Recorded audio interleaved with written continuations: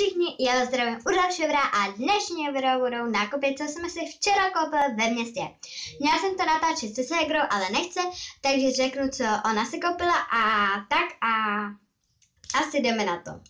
Mám tu strašně moc málo věcí, mám jakože 2 věci své a Kačenka jednu. Ne 4, ale 2.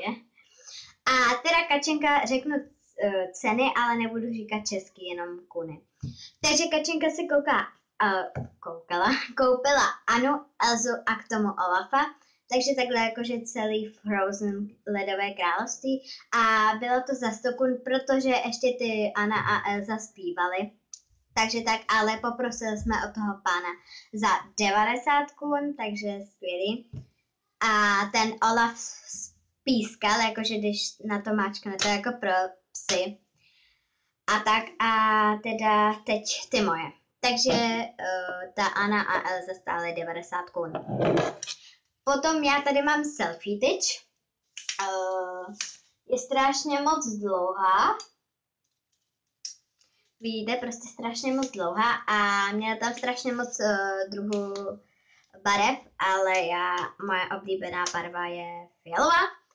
A já vám to klidně ukážu na mobil, takže tady mám mobil, prostě to tam jenom dáte. Ono se to takhle i zvětšuje, pokud máte větší mobil. Je to fakt na všechny mobily a než já to nandám, tak já řeknu, kolik to stálo. Stálo to, jako normálně to stálo 70 kun, ale pán nám to dal za 50. Takže takhle si to můžete prostě jak chcete, jakože můžete to mít takhle, nebo takhle, nebo takhle, nebo takhle, jak chcete, ale potom tady máme takovouhle tu a dáte to tam, kde si dáváte sluchátka a prostě takhle vidíte, natáčím na tablet a tady vidíte takovýhle čudlík a to máčknete, omlouvám se, ale mamka se prostě sprchuje, to prostě nejde takhle, tak. A na to máčknete a prostě se to vyfotí, což je fakt úplně super a já už jsem se dneska prostě fotila u moře a chci někde zkusit v bazénu. Takže úplně boží, takže děkuji maminko. A moje nejlepší věc, kterou jsem si koupila za svý peníze, mé kamarádka Nekčevča ví, takže až přijedu z Chorvatska, tak se asi neuvidíme, protože ona jede do Itálie. Ale potom budeme jezdit na pennyboardech! Já jsem si koupila normálně svůj vlastní pennyboard, už nebudu si počívat Nikči, ahoj Niky. A koupila jsem si tenhle, není originál a stál 200 kun.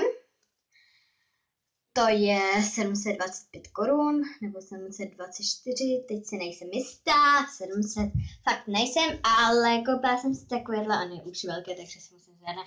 Nebojte se, v plavkách, ano. A je to takováhle světle modrá barva a kolečka jsou svítivý, takže takhle. Počkej, tak chvilenko. Takže když jezdím, tak to svítí. A prostě mi napiš Niky, napiš mi do komentáře, jestli se ti líbí.